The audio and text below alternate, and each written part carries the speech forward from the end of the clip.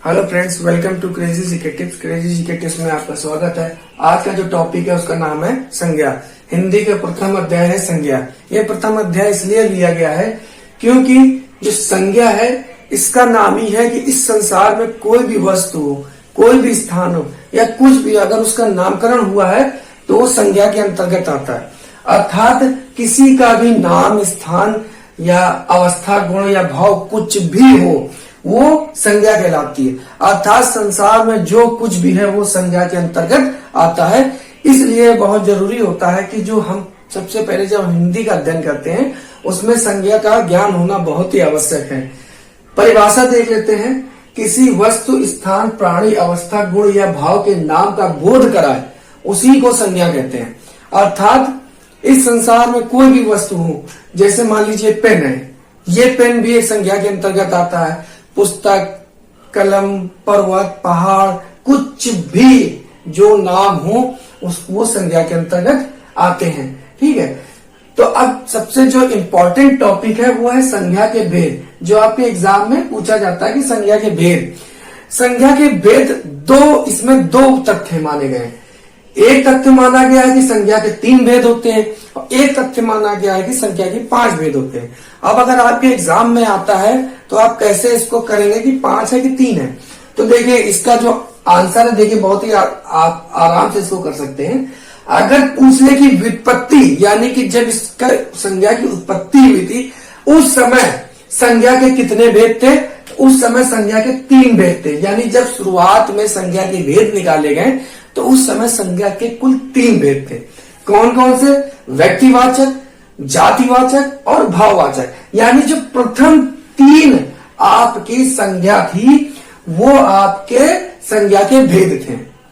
फिर इसमें धीरे धीरे ऐड किया गया, 2 और ऐड किए गए। कौन कौन से? समूहवाचक और द्रव्यवाचक। जब ये ऐड किए तो ये हो गए कुल 5। तो अगर हिंदी व्याकरण के आधार पर इनको जब बांटा जाता है तो इनमें कुल 5 भेद होते हैं। ठीक है, आपके एग्जाम में अगर कभी आ जाए कि जो संज्ञा के कुल कितने भेद है, अगर कुल शब्द आ जाए तो आप 5 लिखेंगे। आपका जो उत्तर होगा वो 5 होगा। और व्युत्पत्ति या व्युत्पत्ति का मतलब जब ये उत्पन्न हुआ यानी शुरुआती दौर में, तो व्युत्पत्ति के आधार पर अगर पूछ ले संज्ञा के कुल कितने भेद होते हैं तो 3 भेद होते हैं। तो इस तरीके से आप संज्ञा के भेदों को निकाल सकते हैं। कितने भेद होते हैं? कुल 5 भेद होते हैं हिंदी व्याकरण के अनुसार। कुल व्यक्तिवाचक, जातिवाचक, भाववाचक, समूहवाचक और द्रव्यवाचक। तो सबसे पहले तो इनके विषय में हम गहन अध्ययन करेंगे कि व्यक्तिवाचक क्या होती संज्ञा, जातिवाचक क्या होती है, भाववाचक क्या होती है, समूहवाचक और द्रव्यवाचक संज्ञाएं होती क्या क्या है। तो सबसे पहले हम लोग शुरुआत करते हैं व्यक्तिवाचक संज्ञा। नेक्स्ट, अब आता है सबसे पहला व्यक्तिवाचक संज्ञा। जिस शब्द से किसी एक वस्तु या व्यक्ति का बोध होता है उसे व्यक्तिवाचक संज्ञा कहते हैं। इसमें क्या होता है? व्यक्तिवाचक वाक्य में क्या होता है, संज्ञा में क्या होता है? किसी एक वस्तु या व्यक्ति का ही बोध होता है। ना हम उसके आगे जा सकते हैं ना उसके हम पीछे जा सकते हैं। जैसे मैं अगर कहूं विवेक, विवेक एक पर्टिकुलर एक नाम है, किसी व्यक्ति का एक पर्टिकुलर नाम है। विवेक के ना हम आगे जा सकते हैं ना हम विवेक के पीछे जा सकते हैं। जैसे मान लीजिए मेरा नाम गोविंद है, ठीक है, मैं मनुष्य के अंतर्गत आता हूं। ठीक है, मनुष्य में मेरा जन्म हुआ, मैं मनुष्य के अंतर्गत आता हूं। ठीक है, गोविंद के आगे आप कुछ सोच सकते हैं? नहीं सोच सकते ना मेरे पीछे कुछ सोच सकते हैं। अगर मैं मनुष्य कह दूं, आपसे कह दूं मैं मनुष्य हूं, तो मनुष्य में बहुत लोग आ जाते हैं। जैसे मान लीजिए बहुत से सारे लोग आ जाते हैं, रमेश, सुरेश, महेश, दिनेश, कई प्रकार के नाम आ सकते हैं। तो मगर अगर मैं कहूं विवेक के आगे कोई नाम आ सकता है? नहीं आ सकता है। तो जब हम आगे नहीं जा सकते हैं तो वहां पे व्यक्तिवाचक संज्ञा वाक्य दे दी जाती है। जैसे गीता, गीता एक पुस्तक का नाम है। ठीक है, गीता, क्या गीता के आगे जा सकते हैं? नहीं जा सकते। गीता के पीछे भी नहीं जा सकते, यानी गीता के आगे आप कुछ सोच ही नहीं सकते। अगर मैं पुस्तक कह दूं तो रामायण भी आती है, ठीक है, वेद पुराण सब कुछ आते हैं। मगर अगर एक पर्टिकुलर का नाम ले लूं गीता, तो गीता के ना आप आगे जा सकते हैं ना पीछे, तो वहां पे क्या होगा? व्यक्तिवाचक संज्ञा। तीसरा आता है हिमालय। हिमालय अगर मैं पर्वत कह दूं तो कई प्रकार के पर्वत आएंगे। माउंट एवरेस्ट आएगा, कंचनजंगा आएगा, आगे कई प्रकार के पर्वत हैं, ठीक है, एटलस पर्वत है, कई प्रकार के पर्वत हैं जो आएंगे। मगर अगर हम पर्टिकुलर हिमालय की बात करें तो ना आप उसके आगे जा सकते हैं ना उसके पीछे जा सकते, तो वो आ जाएगा व्यक्तिवाचक संज्ञा में, ठीक है। इस तरीके से व्यक्तिवाचक आप निकाल सकते हैं। अब आते हैं जातिवाचक संज्ञा। ये जातिवाचक और व्यक्तिवाचक में बहुत कम डिफरेंस है, जरा सा डिफरेंस है, इन्हीं से आपके प्रश्न पूछे जाते हैं, तो इसलिए इन दोनों को बहुत ही आप ध्यान से पढ़िएगा। अब आता है जातिवाचक संज्ञा में, जिस शब्द से एक ही प्रकार की, जहां पे ही आ जाए, यहां पे ही नहीं है, एक प्रकार की वस्तु, और यहां पे क्या है, जिस शब्द में एक ही शब्द आ रहा ऐड हुआ है, ये शब्द ही ऐड हुआ है, एक ही प्रकार की वस्तुओं, व्यक्तियों तथा प्रवृत्तियों का बोध हो, वहां पे जातिवाचक संज्ञा कहते हैं। जैसे मनुष्य, अब मनुष्य अगर हमने नाम ले लिया तो मनुष्य में कई प्रकार की जातियां आ सकती हैं, उसमें कई प्रकार के नाम आ सकते हैं। अब जातियों में जैसे मनुष्य जाति में आपके कई प्रकार के स्त्री पुरुष बच्चे, किसी का नाम पर्टिकुलर हो सकता है, कई प्रकार के इसमें मनुष्य जाति के अंतर्गत सब कुछ आ सकता है मनुष्य जाति के अंतर्गत। मगर अगर हम विवेक नाम ले लें तो वो तो व्यक्तिवाचक है ना, उसके आगे हम जा नहीं सकते। मगर मनुष्य का नाम ले तो उसके आगे कई लोग हम जा सकते हैं। जैसे मनुष्य में हमने नाम ले लिया, मनुष्य में तो मैं भी आता हूँ, मनुष्य में तो सुरेश भी आता है, महेश भी आता है, संध्या भी आती है, ठीक है, कई लोग आते हैं मनुष्य के अंतर्गत। फिर आता है नदी।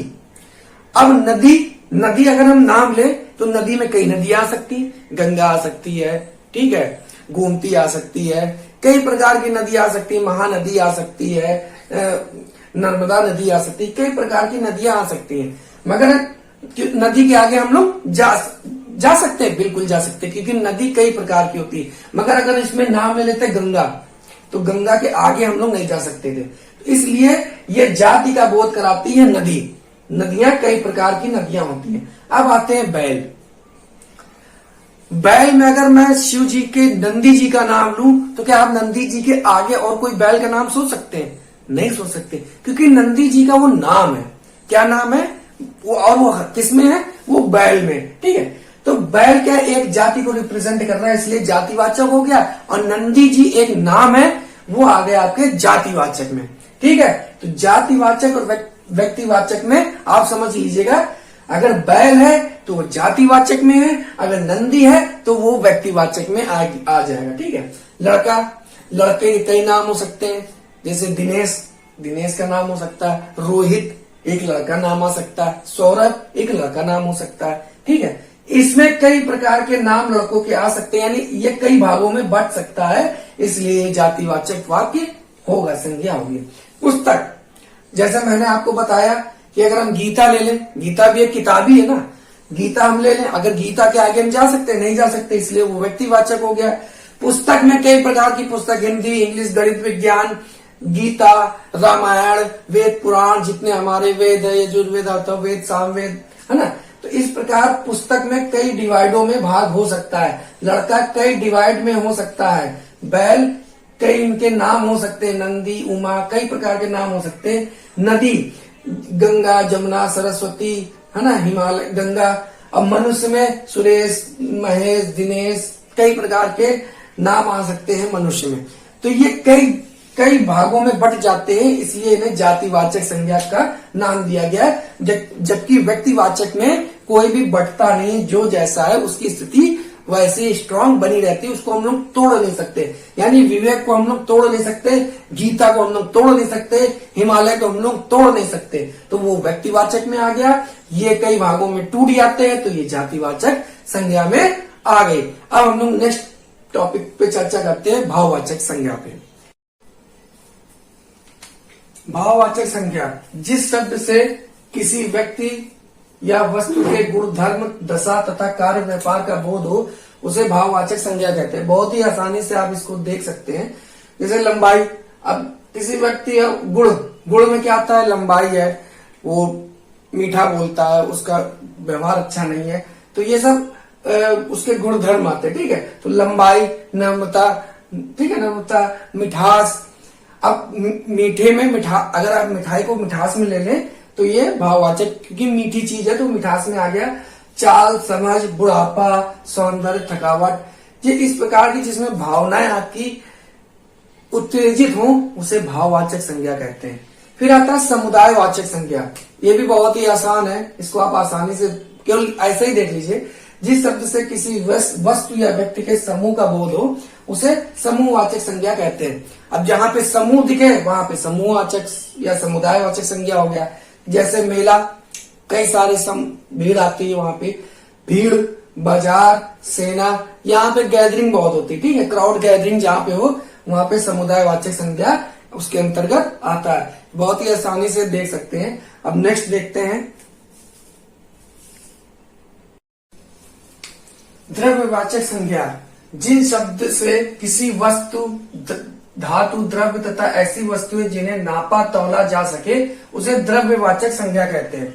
बहुत ही आसानी से आप इसको याद कर सकते हैं, जैसे दूध, दही, सोना, हीरा, लकड़ी, पीतल, तांबा, तेल आदि। यानी जो भी द्रव्यात्मक चीजें हैं, ठीक है। एक होता है द्रव्य लिक्विड, एक होता है द्रव्य। द्रव्य में सभी वस्तुएं आ जाती, जैसे दूध, दही, सोना, चांदी, हीरा, लकड़ी, सब कुछ द्रव्य के अंतर्गत आ जाता है। उसी को द्रव्यवाचक संज्ञा कहा जाता है। नेक्स्ट, भाववाचक संज्ञा का बनना। भाववाचक संज्ञा 4 प्रकार से बनती है। कैसे कैसे बनती है? कुल 4 प्रकार से बनती है। जातिवाचक से भाववाचक संज्ञा के रूप में, फिर सर्वनाम से भाववाचक संज्ञा के रूप में, विशेषण से भाववाचक संज्ञा के रूप में और क्रिया से भाववाचक संज्ञा के रूप में। यानी 4 प्रकार से, जातिवाचक, सर्वनाम, विशेषण और क्रिया, ठीक है। तो सबसे पहले आता है जातिवाचक से भाववाचक संज्ञा में कैसे बदलती है। अब जातिवाचक अगर कोई संज्ञा है उसको भाववाचक में कैसे बदले, ठीक है। तो पहला है जातिवाचक, बूढ़ा आदमी। बूढ़ा आदमी एक जातिवाचक है। ऐसा नहीं कि कोई बूढ़ा आदमी है तो उसका कोई नाम होगा, तो वो तो अगर उसका मैं नाम ले लेता हूं तो वो व्यक्तिवाचक में बन जाएगा, मगर बूढ़ा जातिवाचक में आता है। तो इसको जब भाववाचक में बदलेंगे तो बूढ़ा से बुढ़ापा आ जाएगा। बुढ़ापा ये हो गया भाव। बुढ़ापा आना यानी कि जब बुढ़ापा आता है तो उसको भाव बोलते हैं, ठीक है। फिर आता है लड़का। लड़का क्या है? लड़का एक जाति है, कंफर्म है ना। लड़का, अगर यही नाम में मोहित लिख देता लड़के को तो ये हो जाता व्यक्तिवाचक, मगर यहां हम किसकी बात कर रहे हैं? जातिवाचक। तो जातिवाचक है एक लड़का, तो लड़का से लड़कपन। मित्र एक जातिवाचक है, मित्रते, इसका जो भाववाचक निकलेगा मित्रता निकलेगी, ठीक है। अगर हम जाति में मित्र अगर है और कहें कि इसका भाववाचक क्या होगा, मित्र का भाववाचक तो होगी मित्रता। फिर मनुष्य, मनुष्य एक जाति के अंतर्गत आता है, तो मनुष्य का जब भाववाचक निकालेंगे तो वो मनुष्यत्व होगी। इस तरीके से हम पहला हमारा निकल आया कि जातिवाचक से भाववाचक संज्ञा के रूप में कैसे बदलते हैं। अब नेक्स्ट में देखते हैं कि सर्वनाम से भाववाचक संज्ञा में कैसे बदलते।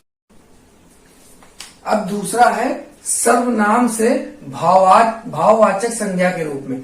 अब हम सर्वनाम देखते हैं। सर्वनाम में क्या क्या आता है? अपना, पराया, सर्व, मम, निज, ये सब आता है सर्वनाम से, सर्वनाम में आता है। अब इसको भाववाचक में कैसे बदले सर्वनाम को? देखिए, सर्वनाम अपना आता है, निज अपना। अपना का हो जाएगा भावात्मक अपनापन।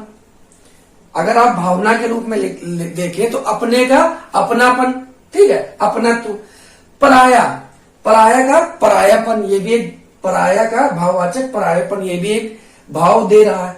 सर्व, सर्व का सर्वस्व, कहते नहीं मैं अपना सर्वस्व आपको न्यौछावर कर रहा हूं, तो एक भाव से बोलता है कि मैं अपना सर्वस्व आपको न्यौछावर करता हूं। तो सर्व का भाववाचक सर्वस्व हो गया सभी। और मम माने मम का ममत्व, यानी कि ममता, मम का भाववाचक ममत्व। इस तरीके से सर्वनाम से भाववाचक संज्ञा के रूप में इसको बदलते हैं। अब आगे देते हैं विशेषण से भाववाचक संज्ञा के रूप में। अब आते हैं विशेषण से भाववाचक। अब विशेषण क्या होता है? जिसमें किसी की विशेषता बतलाई जाए, जैसे मीठा हो गया, मधुर हो गया, हरा हो गया, नम्र हो गया, कठोर हो गया, ये इसकी एक विशेषताएं है, किसी भी चीजों की विशेषताएं। अब विशेषता से भाववाचक बनाना है, तो मीठे से क्या हो जाएगा? इसका भाववाचक हो जाएगा मीठे का मिठास। मधुर, मधुर का हो जाएगा भाववाचक माधुर्य। हरा से हरियाली, नम्र, कोई व्यक्ति नम्र है तो उससे हो जाएगा नम्रता है उसके अंदर, यानी उसका भाव बताता है। अब कठोर से कठोरता, ये इस तरीके से हम विशेषण से भाववाचक संज्ञा के रूप में इसको बदल देते हैं। फिर चौथा आता है क्रिया से भाववाचक संज्ञा के रूप में। अब लास्ट है क्रिया से भाववाचक संज्ञा के रूप में। अब क्रिया कौन सी होती है? चढ़ना, पढ़ना, रोना, दौड़ना, ये क्रियाएं हैं। अब इसको भाववाचक में कैसे बदले? तो चढ़ना का हो जाएगा चढ़ाई, चढ़ना का भाववाचक हो जाएगा चढ़ाई, पढ़ना का हो जाएगा पढ़ाई, रोना का हो जाएगा रुलाई और दौड़ना का हो जाएगा दौड़। इस तरीके से जो संज्ञा है इस 4 प्रकार से जातिवाचक, सर्वनाम, विशेषण, क्रिया से भाववाचक संज्ञा के रूप में बदलती है। इस प्रकार के बहुत से प्रश्न आपके एग्जाम में पूछे जाते हैं संज्ञा से संबंधित। खासकर आपसे जातिवाचक और व्यक्तिवाचक में आपका एग्जाम में क्वेश्चन जरूर आते हैं कि इसमें से आप बताइए जातिवाचक कौन है और व्यक्तिवाचक कौन है। बाकी भी आते हैं मगर वो इम्पोर्टेंट है। इस तरीके से आपका संज्ञा जो चैप्टर है वो समाप्त होता है।